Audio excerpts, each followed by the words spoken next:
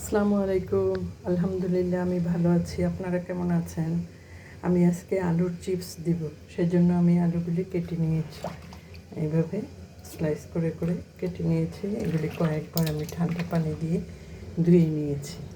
এখন আমি এগুলি হালকা ভাপ দেব। একটু ভাপ দেওয়ার জন্য এখানে পানি বসিয়েছি, এর মধ্যে সামান্য একটু লবণ দিয়ে দিয়েছি।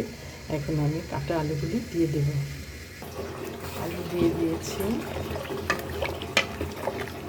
50% বয়েল হয়, এরকম হলেই আমি এটা নামিয়ে নেব। আমার এটা 50% কুক হয়ে গেছে। এখন আমি এটা ডালিতে ঢেলে পানিটা ঝরিয়ে নেব। এটাকে এখন আমি ঠান্ডা পানির মধ্যে দিয়েছি যাতে ওভার কুক না হয়। পানি ঝরিয়ে আমি একটা ডালিতে এগুলি ছড়িয়ে দেব। চিপ শুকানোর পরে এ পর্যায়ে এসেছে।